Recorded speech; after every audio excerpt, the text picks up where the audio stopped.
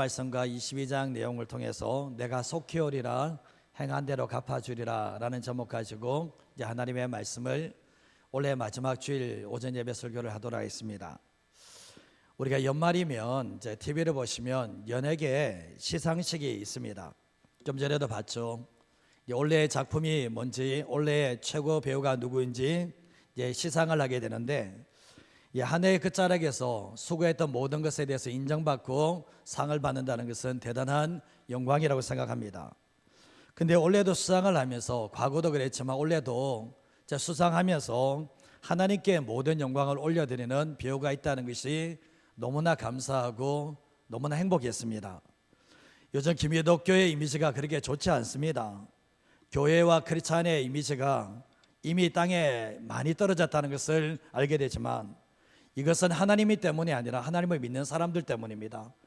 하나님은 아무 문제가 없지만 하나님을 믿는 사람들이 문제가 있기 때문에 하나님의 이름까지도, 하나님의 영광까지도 땅에 떨어지는 모습을 보게 되는데, 그러나 여전히 신실하게 주님의 길을 걸어가는 사람들이 있다는 것을 알게 됩니다. 좀 전에 말씀드렸지만 온 국민이 보는 앞에서 하나님께 모든 영광 올려드린다는 자신의 신앙 고백을 한다는 것은 쉽지 않습니다. 아니, 쉽지 않은 게 아니라 대단하다는 것을 생각해 보게 되는데, 공개적인 신앙 고백을 하는 겁니다.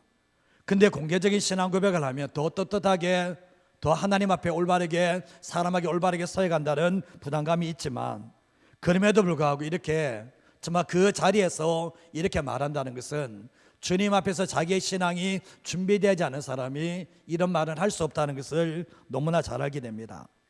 고백의 능력이 참 중요한 게 뭐냐 보면, 정말 두렵고 떨리는 자리에서 모든 영광을 하나님께 올려드리는 그 순간부터 하나님께서도 영광 받으시지만, 그 고백한 대로 그 삶 속에서도 그렇게 살게 만드시는 하나님의 역사가 있게 되는 겁니다.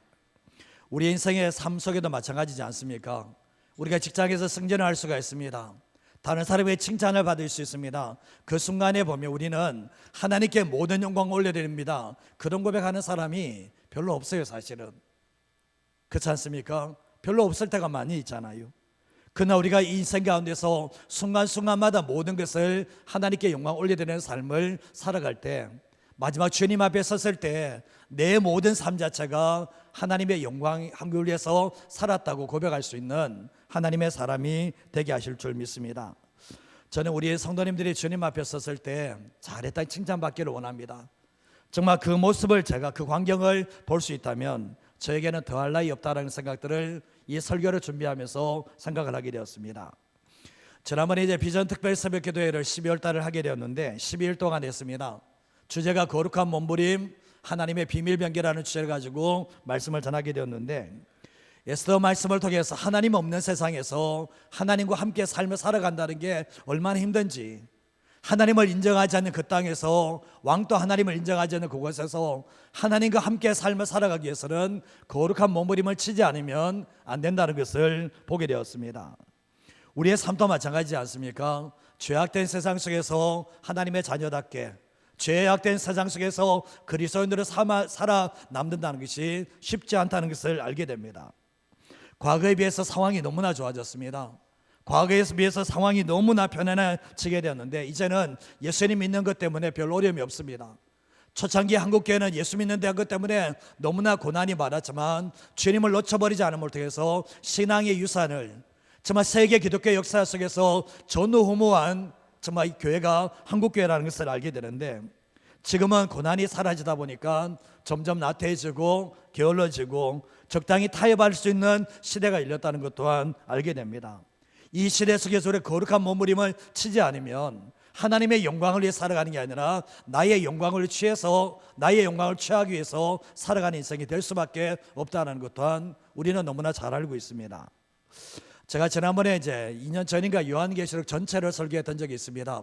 1장부터 22장까지 전체를 설교를 했던 적이 있는데, 다시 한번 더 연구해서, 더 묵상해서 기회가 되면 다시 한번 전하겠다 생각하는데, 그게 내년이 될지 후내 될지 모르지만 이 안에 한번 더 설교를 하려고 생각하고 있습니다. 요한계시록의 말씀은 우리가 이 말씀을 보면서 너무 두려울 때가 많습니다. 이 심판이 있고 재앙이 있고 이런 모습을 보면 요한계시록의 말씀 우리에게 겁을 주기 위해서, 두려움을 주기 위해서 이 말씀이 기록되었는가 생각할 때가 있지만 그게 아닙니다. 요한계시록의 말씀은 정말 믿음의 길을 신실하게 걸어가는 사람들에게 정말 마지막이 있다라는 것, 주님이 재림이 있다는 것을 통해서 위로하고 격려하기 위해서 요한계시록의 말씀이 기록되어졌습니다.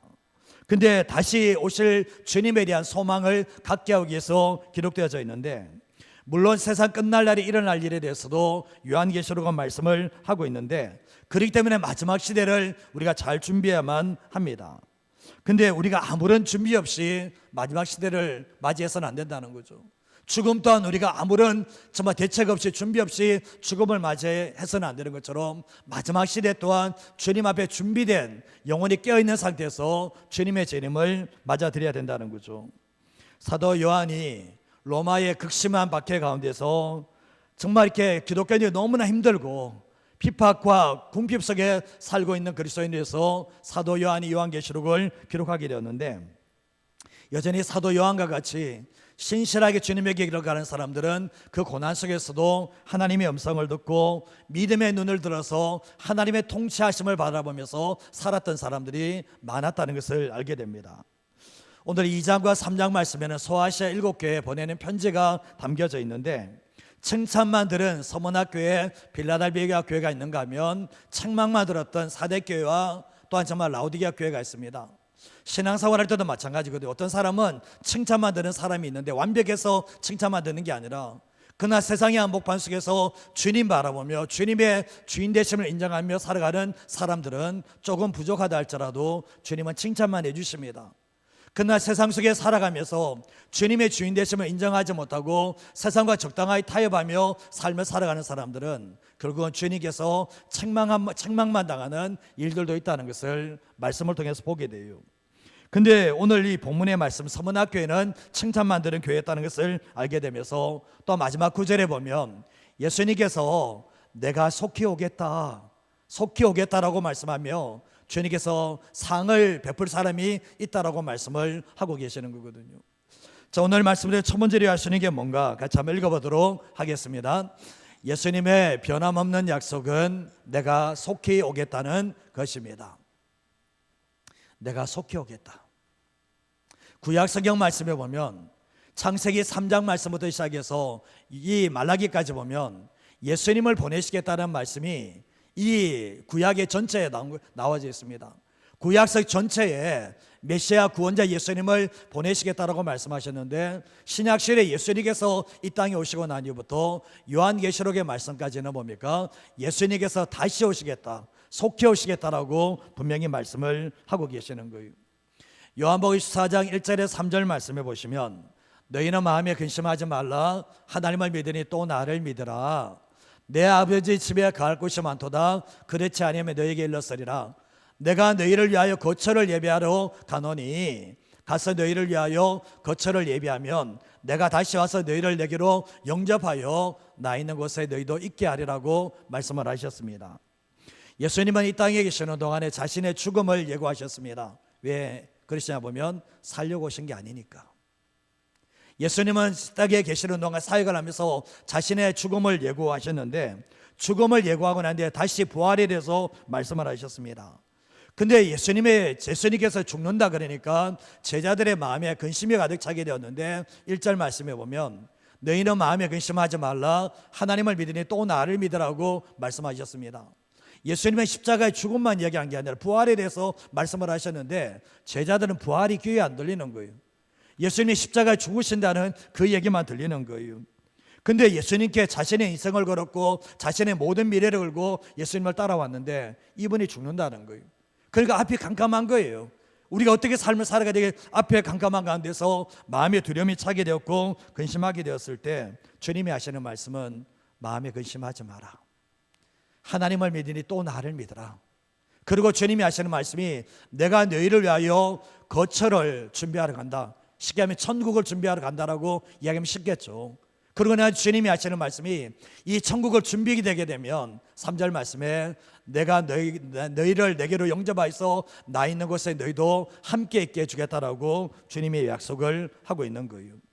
그러나 주님은 이렇게 소망의 메시지를 전하지만 십자가에 꽂혀있고 예수님의 죽음에 꽂혀있는 이들에게는 전혀 위로가 되지 않았다는 것을 알게 되는 겁니다.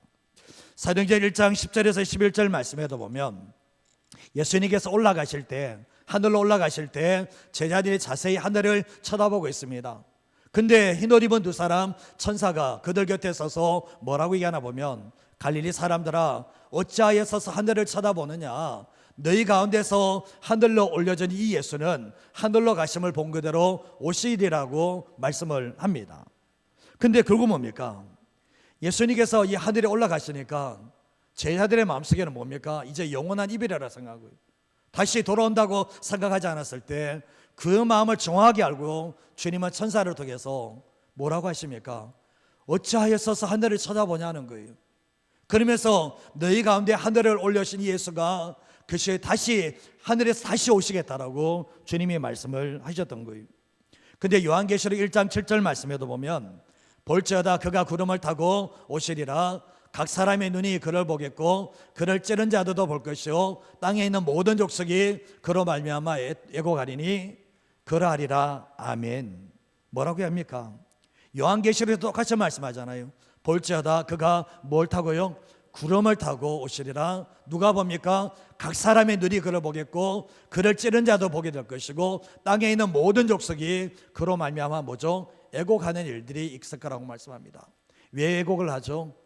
예수님의 주되심을 인정하지 않았습니다. 정말 예수님께서 죽으시고 부활하시고 다시 오신다는 걸 믿지 않았던 사람들은 애곡하는 일들이 일어날 것을 해서 말씀합니다. 히브리서 10장 36절과 37절 말씀 같이 한번 읽어보도록 하겠습니다. 너희에게 인내가 필요함은 너희가 하나님의 뜻을 행한 후에 약속하신 것을 받기 위함이라.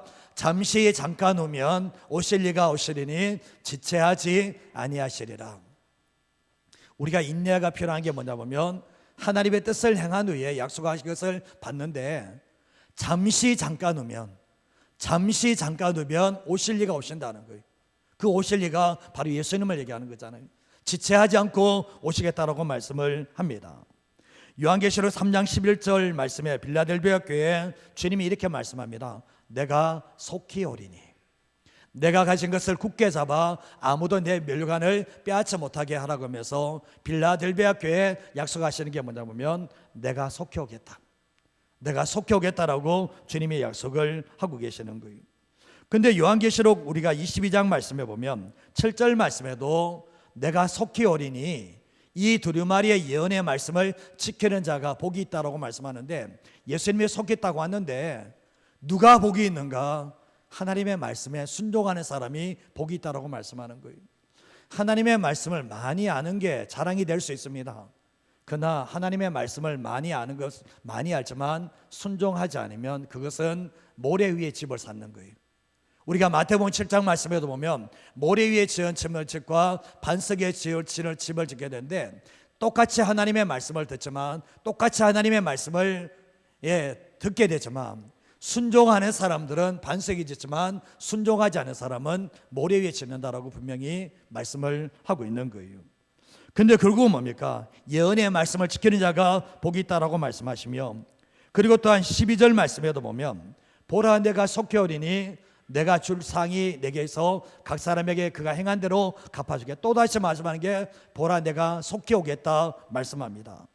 그리고 22장 20절 말씀도 한번 읽어보겠습니다. 이것들을 정언하신 이가 이르시되 내가 진실로 속히 오리라 하시거늘 아멘. 주 예수여 오시옵소서. 마지막 구절에 내가 진실로는 참으로 뜻이거든요. 내가 참으로 속히 오리라 하시거늘 뭐라고 합니까? 아멘. 주 예수 오시옵소서. 마라나타 신앙을 가지는 이런 모습을 보게 되거든요. 근데 이 초대교회 성도들이 이 로마의 비박 앞에서 너무나 힘들고 어려운 상황 가운데서 그들의 한 가지 유일한 소망이 있다면 주님이 속히 오시는 거예요. 그들의 소망이 이거였어요.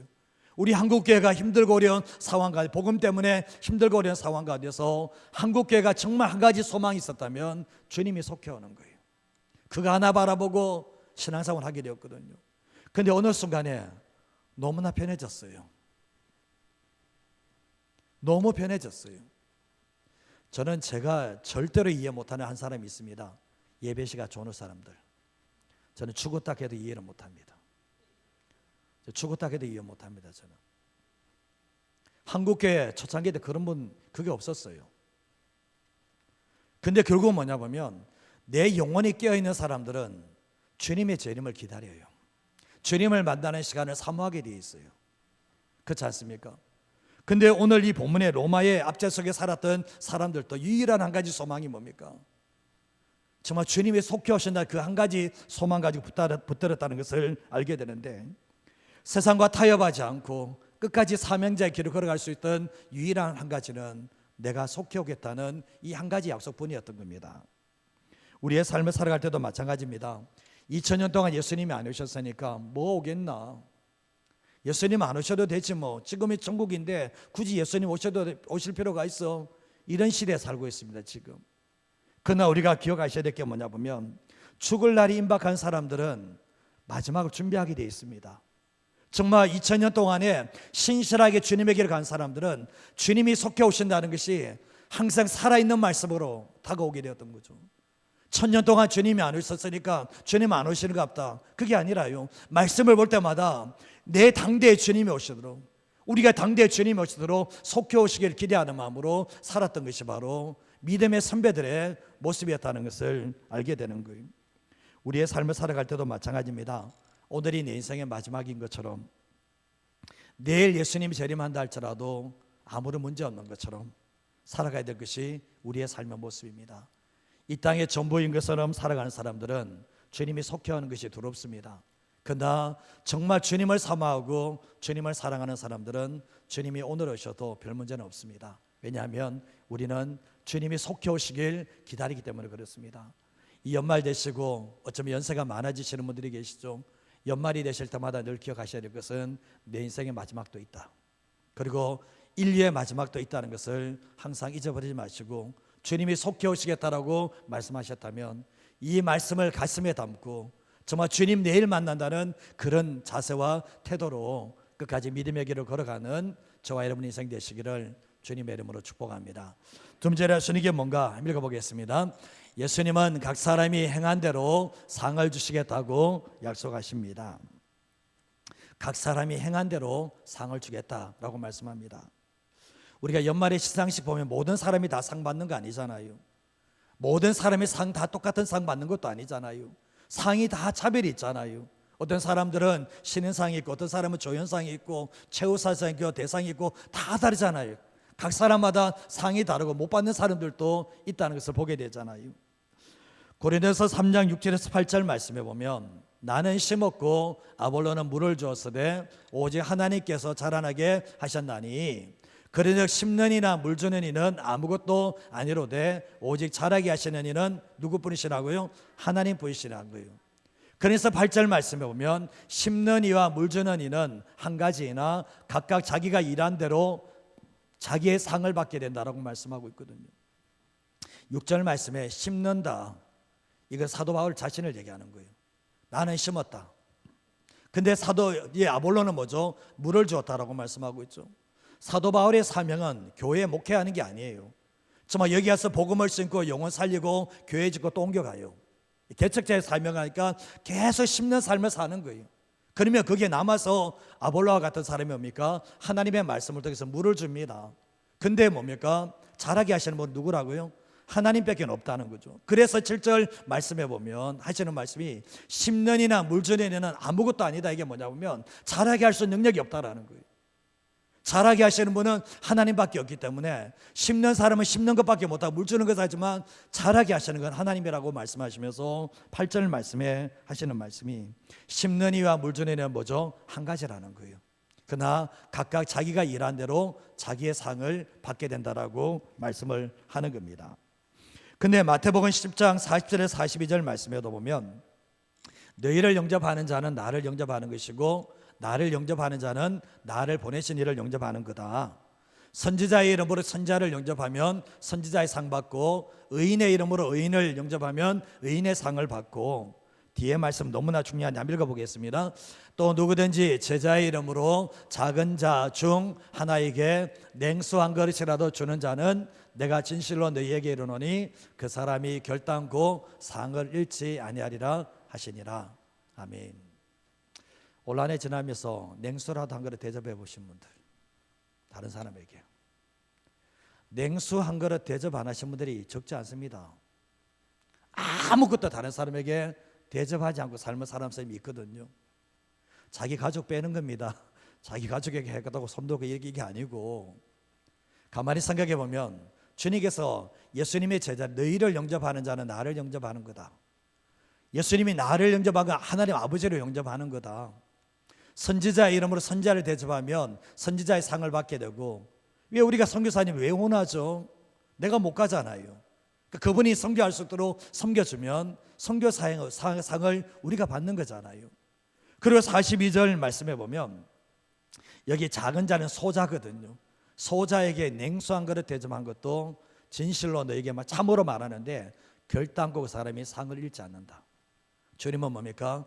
냉수 한 그릇 대접한 그 작은 일을 할지라도 그 사람은 상을 잃지 않는다. 상을 주겠다라고 주님이 말씀을 하고 계시는 거예요. 우리가 마태복음 25장 19절에서 21절 말씀 달란트 비유인데요, 오랜 후에 그 종들의 주인이 돌아와서 그들과 결산을 합니다. 5달란트 받아가 5달란트 남겼거든요. 주인이여 내가 5달란트 줬는데 내가 5달란트 남겼으면 얘기했을 때 11절 21절 말씀 보면 주인이 칭찬합니다. 잘하였도다 착하고 충성된 종아, 네가 정원일에 충성했기 때문에 많은 것 맡기겠다. 내 주인의 즐거움에 참여할지어다 하고 축복해 주는 장면이 나옵니다. 근데 우리 인생 또한 결산할 때가 있겠죠. 하나님께서 우리에게 주신 은사, 재능, 건강, 모든 돈 이런 가지고 주님이, 이거는 이 땅에 있을 동안 주님이 우리에게 맡겨준 거거든요. 우리가 청지기로 가지고 마지막 주님 앞에 섰을 때 내가 너에게 준 것 가지고 결산하겠다는 거예요. 결산했을 때 5달란트 받아서 5달란트 받으면 칭찬받겠지만 2달란트도 칭찬받지 1달란트 받은 사람은 뭡니까? 주인이 준 것을 땅에 묻어버립니다. 묻어버리고 뭡니까? 그것을 결산할 때 주인의 것을 그대로 돌려줍니다. 아무것도 사용하지 않았습니다. 그때 주인의 한 말이 뭡니까? 악하고 게으른 종아, 그리고 슬피 울도록 바깥에 내쫓으라고 주님이 말씀을 하셨던 거예요. 우리의 삶을 살아갈 때도 마찬가지입니다. 우리의 삶에 주님께서 우리에게 주신 것을 쓰고 충성을 하게 되면 인정도 받게 되고 상도 받는다는 것을 말씀을 통해서 보게 되죠. 마태복음 6장 1절 말씀 같이 한번 읽어보겠습니다. 사람에게 보이려고 그들 앞에서 너희 의를 행하지 않도록 주의하라. 그리하지 아니하면 하늘에 계신 너희 아버지께 상을 받지 못하느니라. 아멘. 사람에게 보이려고 의를 행해 보세요. 사람에게 보이려고 의를 행해 보려고 노력해 보세요. 신앙생활은 처음부터 이게 안 돼요. 처음부터 하나님 눈앞에 보이지 않은 하나님께 보이려고 하는 게 아니고 처음에는 사람에게 보이려고 합니다. 해보세요. 괜찮습니다. 그러나 신앙생활 좋아지면 좋아질수록 사람에게 보이려고 하는 게 아니라 은밀한 중에 계신 하나님께 보이려고 신앙생활 하게 됩니다. 그렇지 않습니까? 자녀들이 처음부터 자녀 부모에게 보이려고 하나님께 하려고 하는 게 사람에게 보이려고 하는 거잖아요. 저는 사람에게 보이려고 의를 행하는 거 좋다고 생각합니다. 처음에는 신앙의 아주 첫째 때는 괜찮습니다. 그러나 그것이 시간이 세월이 흘러가면 갈수록 계속 그런 삶의 반복은 안 되고요. 이제 결국 뭡니까? 하나님을 의식하며 하나님을 섬기는 삶을 살아갈 때 은밀한 중에 계시는 주님께서 상을 베푸는데 사람에게 보이려고 하는 사람에게는 상이 없다는 것을 우리에게 말씀하고 있는 거예요. 고린도서 9장 24절과 25절 말씀에도 보면 운동장에서 다른 박자를 한 자리 다 달릴지라도 상을 받는 사람은 몇 명입니까? 한 명이라는 거예요. 그래도 너희도 상을 받도록 이와 같이 다름질하라고 얘기하면서 25절 말씀에 보면 이기기를 다투는 자마다 모든 일에 뭘 합니까? 절제합니다. 세상에 있는 사람들은 절제하거든요. 그러나 세상에 있는 사람은 썩을 승리자의 관을 얻고자 하지만 우리는 뭡니까? 다름질하고 절제하는 이유가 뭡니까? 썩지 않을 것을 얻고자 하기 위해서 한다는 거예요. 저는 보니까 야구 선수들은 게임 안 합니다. 눈이 게임하는 순간부터 집중 못합니다. 보면 아시잖아요. 운동선수들 보시면 자기가 우승하기 위해서 얼마나 노력하는지 아시죠? 그 금메달 한 개 따기 위해서 평생을 다 바칩니다. 자기 젊은 날 다 바칩니다. 그래도 다른 사람이 있는가 하면 따지 못하는 사람들도 있다는 것을 알게 되잖아요. 근데 우리가 보면 상이 다 똑같지 않아요. 상이 다 똑같지 않다라는 거죠. 신앙생활 할 때도 보면 마지막 정말 사도 바울이 이 경주자의 자세가 다름질하거든요. 오직 한 사람이 상을 받는다면 그 상을 내가 받기 위해서 달려가는 거예요. 절제하는 거예요. 그래서 결국 뭡니까? 사도 바울이 마지막 죽을 때 내가 선한 싸움을 다 싸우고 나의 달려갈 길을 다 마치고 정말 주님께서 의의 멸관이 내게 예배되었다고 자신은 후회 없이 살았다고 달려갔다라고 고백하는 모습을 보게 되는 거예요. 요한계시록 22장 12절 말씀에도 보면 보라 내가 속히 오리니 내가 줄 상이 내게 있어. 예수님은 상을 붙잡고 계세요. 상을 주신다는 거예요. 근데 각 사람에게 그가 행한 대로 갚아주겠다. 주님의 눈은 속일 수 없어요. 주님은 뭡니까? 행한 대로 갚아주겠다라고 말씀을 하고 있는 거예요. 선교지에서 목숨 걸고 선교하시는 분들이 계시고 어떤 사람들 세상의 한복판 속에서 자기 영광 위해서 자기 유익에서 삶을 살아가는 사람이 있습니다. 천국 갔는데 똑같이 상급받는다. 천국 갔는데 똑같이 칭찬받는다. 그 주님 안 믿습니다. 저는. 주님은 분명히 뭡니까? 각 사람에게 그가 행한 대로 갚아준다. 여러분들이 주님 위해서 목숨 걸고 삶을 살았습니다.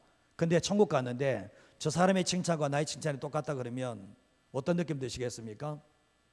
물론 세상에서 자기 멋대로 살고 타협하고 사는데 가서 똑같이 칭찬 들으면 그분만큼 행복한 사람 없겠지. 주님은 절대로 그렇게 하지 않습니다.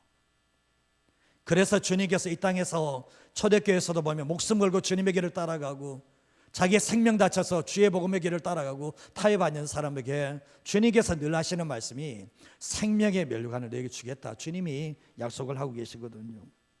상은 단체로 받는 게 아니에요. 뭐 축구하니까 단체로 받고 이러지만 주님 앞에 섰을 때는 단체 상은 없어요. 개인입니다. 구원도 1대1인 것처럼 상도 뭡니까? 1대1로 받는다고 얘기합니다. 내 남편은 정말 칭찬받고 상 엄청나게 받는데 아내는 개털모자 안 쓰면 다행이야. 그게 있을 수 있는 거예요. 사실은 되돌아보면 남자분 힘내시라고 얘기한 겁니다. 근데 주님은 모든 것을 다 아시기 때문에 각 사람에게 그가 행한 대로 갚아주겠다. 그렇게 말씀을 하시거든요. 성경 말씀에 보면 북이스라엘의 가장 악한 왕 중에 아방이 있거든요. 아방이 있는데 이 아방이 정말 이렇게 바알과 선지자 바알을 섬기고 막 이랬는데 그 당시 때 많은 사람들이 다 죄악길로 들어가게 만들었거든요. 근데 거기 밑에 국내 대신 중에 오바다라는 사람이 있는데 이 사람이 어떻게 합니까? 선지자들 죽이는 가운데 선지자 100명을 굴에 숨기고 떡과 먹을 것을 주고 살려줬습니다. 상이 있겠습니까? 상이 없겠습니까? 상이 있습니다. 상이 있는 거예요. 우리의 삶을 살아갈 때도 보면 똑같이 평가를 받지 않습니다. 우리가 이 땅에서 받는 것과 하늘나라에서 받는 것은 차원이 다르다는 것을 기억하시면서 물론 이 땅에서도 하나님의 나라를 위해서 쓰임받는 삶을 살 때 이 땅에서도 상이 있습니다. 그러나 이 땅 너머의 영원한 천국에서 주실 상은 이 땅과 비교할 수 없다는 것을 항상 기억하시면서 주님께서 각 사람대로 각 사람에게 그가 행한 대로 갚으신다는 것을 잊어버리지 마시고 우리가 이 사도 바울처럼 다름질 박질하면서 절제하면서 살아갈 수 있는 저와 여러분의 삶이 되시기를 주님의 이름으로 축복합니다. 한 가지만 더 말씀드리겠습니다. 같이 한번 읽어보겠습니다. 주실 상을 기대한다면 고난을 피하지 말고 끝까지 충성해야 합니다. 주실 상을 기대한다면 고난을 피하지 말고 끝까지 충성해야 된다. 책 중에 그런 책이 있습니다. 녹슬지 않고 달아 없어지기를 원합니다. 녹슬지 않고 달아 없어지기를 원합니다. 이 파라과이 선교사님이 지은 책인데요. 이 파라과이 선교사님이 원주민과 동거하면서 풍토병에 걸리며 이 사선을 넘는 그런 정말 죽음의 오름을 거치게 됩니다. 그리고 거기에서 온갖 비난과 비방과 이 정말 차별을 당하게 됩니다. 근데 그 모든 고난을 겪으면서 파라과이에서 교회를 세웁니다. 그리고 보육원을 세웁니다. 초등학교를 세웁니다. 그리고 또한 마약 중독자 재활 센터를 세웁니다. 이런 모든 사역들을 해나갑니다. 상이 있겠습니까? 상이 없겠습니까? 상이 있습니다. 그러나 이분이 지은 책이 뭡니까? 녹슬지 않고 타라 없어지기를 원합니다. 예수님의 사역이 그런 거 아닙니까? 우리의 삶에 보면 정말 이게 녹슬어서 죽는 사람이 많습니다. 주님 위해서 한 번도 쓰임받지는 못하고 편안하고 안전한 삶을 살다가 녹슬다가 인생 끝나는 사람이 많습니다. 그러나 하나님의 은혜를 경험한 사람들이 뭡니까? 예수님처럼 녹슬지 않고 타라 없어지기를 원하는 그런 삶을 살게 되는 거예요. 우리가 러시아와 우크라이나의 전쟁이 내년 2월이면 3년 됩니다. 3년. 3년이 되니 쉽게 끝납니까? 쉽게 끝나지 않습니다. 근데 그 전쟁에 누가 참전을 했나? 이제 북한이 참전을 했습니다. 자원했겠습니까? 아니죠. 강제겠죠. 김정은이가 거기 보냈는데 왜 보냈겠습니까? 총알바지도 돈이 없으면 안 합니다. 사람의 생명을 돈으로 받겠죠. 근데 얼마 전에 1,000명의 이제 북한 군인들이 우크라이나와 전쟁하면서 인해 전술로 북한 지금 6.25 사면 때 썼던 인해 전술이 지금 썼던 거예요. 그런데 1,000명이 결국은 인해 전술로 통해 목숨을 이제 잃었다는 이런 보도가 이제 나오더라고요. 뭐 때문에 다 죽은지 모르겠습니다. 그러나 우크라이나 군인에게 생포되기 전에 자결을 선택합니다. 자살해 버립니다. 자기 하나밖에 없는 생명을 자살해 버리는데 이유가 북한에 있는 자기 가족들 때문에 죽어야 되는 거예요. 자살해야 되는 거예요. 국가의 명령에 이렇게 목숨을 거는 나라가 있습니까? 우리나라 그런 나라 아니거든요, 지금은. 근데 우리가 가만히 생각해 보면 주님의 명령에 우리는 어떻다냐고죠. 김정은이 명령에 따라서 북한의 군사들이 거기서 자기 목숨 자결해 버립니다. 우리는 주님의 명령에도 어떻습니까? 주님이 우리에게 명령했어도 우리는 어쩌면 충성 다하지 않는 모습이 우리 안에 있지 않는가는 생각해 보셔야 되는 거예요. 디모데후서 3장 12절 말씀해 보면 무릇 그리스도 예수 안에서 경건하게 살고자 하는 자, 경건하다는 것은 주님을 닮아가는 거거든요. 주님을 닮아가는 살고자 하는 사람을 뭘 받습니까? 축복을 받습니까? 박해를 받는다라고 말씀하고 있죠. 주님을 닮아가는 사람들은 주님이 가신 길이 박해의 길이었다면 우리도 박해가 있다는 거예요. 내가 주님을 닮아가는 삶인데 박해가 없다, 축복만 있다, 거짓말입니다. 그거는 성경이 그러면 성경이 거짓말 되는 거예요. 사도행전 4장 14장 19절에서 22절 말씀해 보면 유대인들이 안디옥과 이고니온에 와서 무리를 충동합니다. 그러면서 돌로 바울을 치는데 얼마나 쳤는지 핏덩어리가 됐습니다. 그리고 더 이상 호흡이 안 느껴 숨결이 느끼지 않으니까 죽은 줄 알고 시외로 던져버립니다. 개처럼 던져버립니다. 죽은 개처럼 던져버립니다. 20절 말씀해 보면 제자들이 둘러섰습니다. 무슨 모습 들었습니까? 이 사도 바울이 죽었으니까 애통하면서 눈물 흘리면서 지금 둘러서 있는데 갑자기 사도 바울이 일어납니다. 일어나서 다시 루스드라 자기를 죽였던 그 성에 다시 들어갑니다. 그리고 이튿날 바나바와 함께 도베로 가서 21절 말씀 뭘 전합니까? 복음을 그 성에서 전하여 많은 사람을 제자로 삼습니다. 그리고 또 다시 어디 갑니까? 자기를 죽이려 했던 루스드라에 또 들어갑니다. 안디옥으로 또 이고니온으로 돌아가서 22절 말씀 같이 한번 읽어보겠습니다. 제자들의 마음을 굳게 하여 이 믿음에 머물러 있으라 권하고 또 우리가 하나님 나라에 들어가려면 많은 환난을 겪어야 할 것이라 하고.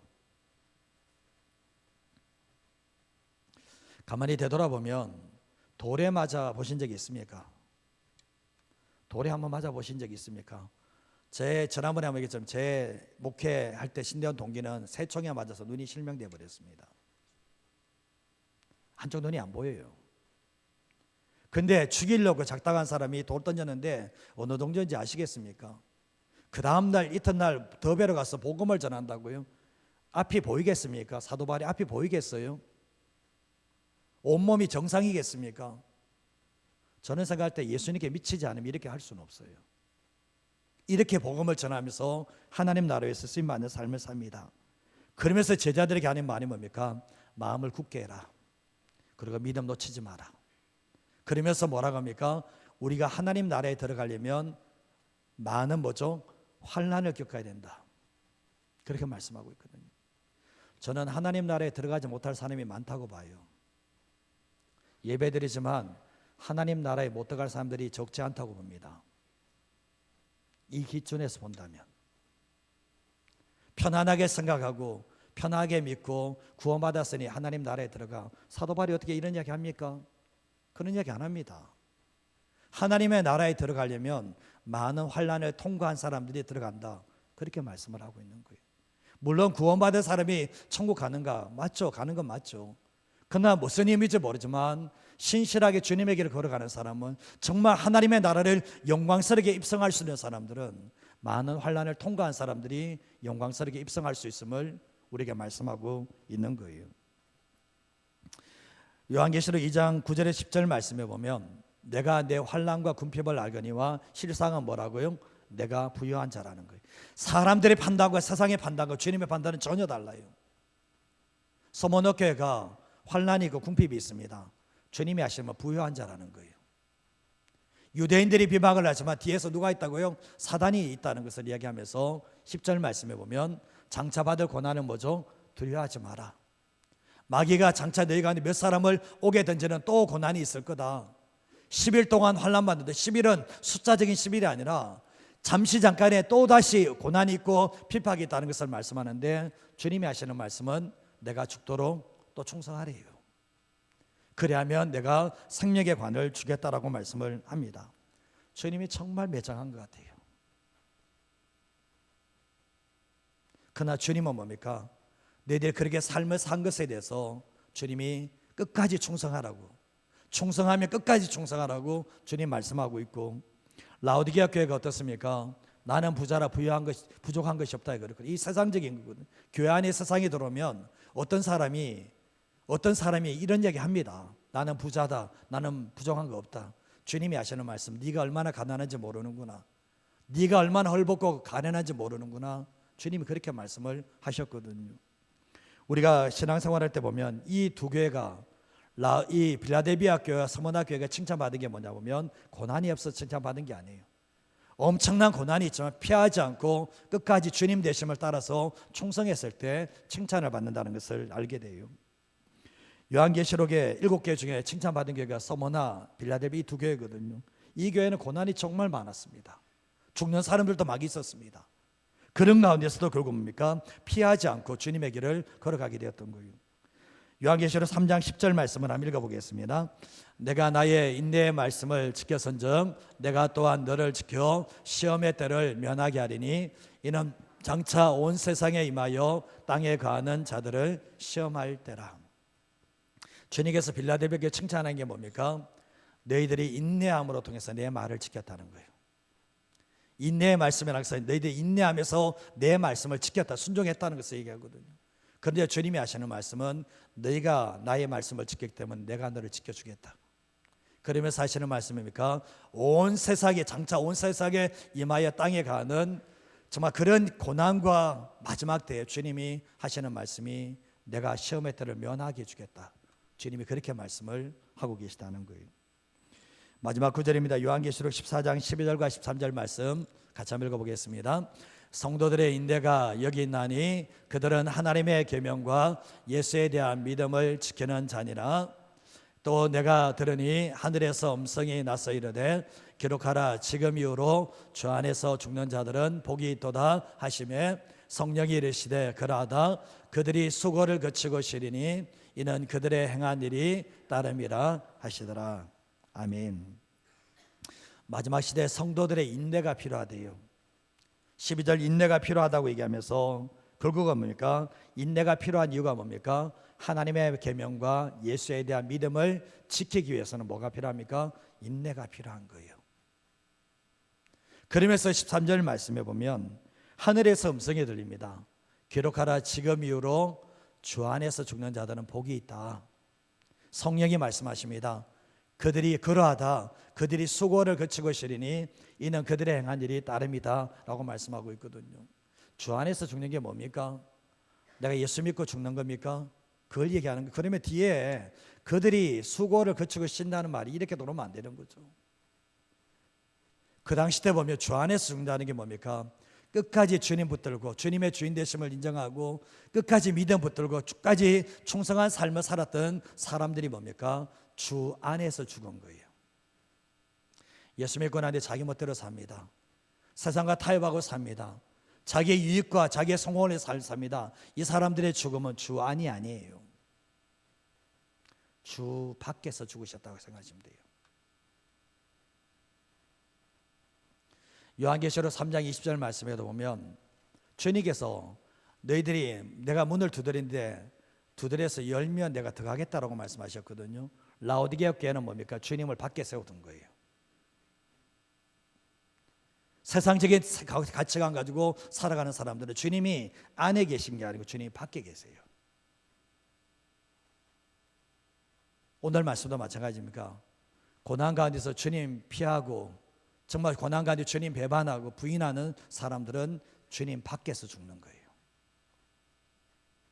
그러나 끝까지 타협하지 않고 끝까지 충성되게 주님의 길을 가는 사람들이 주 안에서 죽었다라고 말씀을 하는 거예요. 어제 이제 우리 임직식 했고 또 은퇴 감사 예배도 올려드리게 되었습니다.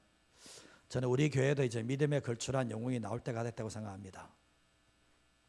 이제 믿음에 걸출한 영웅들이 나올 때가 됐다고 생각합니다. 그 사람이 내가 되시길 바랍니다. 저 사람이 됐으면 좋겠다. 내가 되시길 바랍니다. 그래서 정말 주님 앞에 섰을 때 주실 상을 기대하며 살아가는 사람이 됐으면 좋겠습니다. 그래서 그 주실 상을 기대하는 사람이라면 끝까지 충성하는 삶을 살게 됩니다. 그래서 그 사람들은 마지막 죽을 때 미련도 없고 후회도 없습니다. 왜냐하면 끝까지 충성했으니까. 오늘날 우리가 과거의 믿음의 선배들의 신앙을 본받아야 되는데 그 신앙을 본받지 못하기 때문에 다음 세대가 지금 다 주저앉습니다. 다음 세대의 책임은 우리들의 책임입니다. 우리가 올바르게 서지 않으니까. 다음 세대들이 부모가 올바르게 서 있으면 자녀들에게 신앙의 유산을 물려줄 수 있지만 부모가 올바르게 서지 않으면 자녀들에게 신앙의 유산 못 물려줍니다. 끝까지 충성하라고 나도 안 하는데 누구 보고 하라는 거예요. 나도 안 하는데 누구 보고 지금 충성하라는 거예요. 그럴 수가 없는 거예요. 그래서 오늘 이 말씀 기억하시면서 예수님이 속히 오시겠다는 그 약속은 이 말씀은 2000년이 흘렀지만 여전히 이 말씀이 내 안에 살아있어야 돼요. 그래야지 세상에 잠들지 않는 거예요. 그리고 주님 앞에 설 때 각 사람에게 행한 대로 갚아준다. 행한 대로 갚아준다. 이 말씀 잊지 마셔야 돼요. 그리고 마지막에 주실 상을 기대한다면 오늘 하루의 삶을 살아갈 때도 날 위해 살아가는 게 아니라 주님 위해 살고 있고 끝까지 충성함으로 말미암아 하나님의 상을 생명의 면류관을 의의 면류관을 받아 누리는 우리 모든 성도 되시기를 주님의 이름으로 축복드립니다. 자, 우리 앞뒤